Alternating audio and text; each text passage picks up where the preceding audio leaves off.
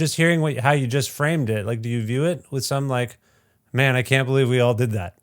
I mean, I actually think it's sort of the opposite. And I think this is the way it's framed in the book, that it's like, in a way, I sort of view it as like the last time that there was this real, genuine idealism in music. And that could be seen, people could say that was naive, or people could say, you could say all different types of things about it. But like this idea that listening to this music and being part of this world, that maybe you could change the world. Yeah. That maybe you could go to Lollapalooza and, get a piercing and a hemp bracelet, but also get involved with all these other sort of progressive movements that were showing up there. And I think that I remember at that time being there, like there was this real belief that it was something that was expressed in the music and that also went beyond the music, that you could help get Bill Clinton into the White House, but by going to these things and by signing up again with Rock the Vote and all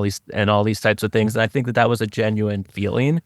And I don't know that feeling has existed since then. So I think actually that's more the type of thing that is acknowledged in the book. Can I make a quick aside? Of course. That, it's funny that Rich's answer about Lollapalooza, your initial vibe on it, is because his answer was very 90s.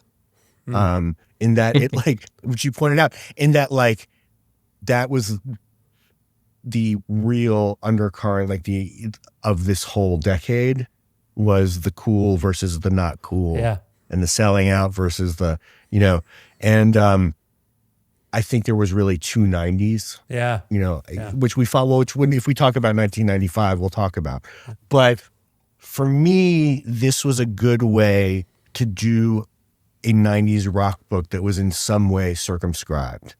This really does, this initial run of Lollapalooza is a great way to address that decade without having it just be like this insane sprawl,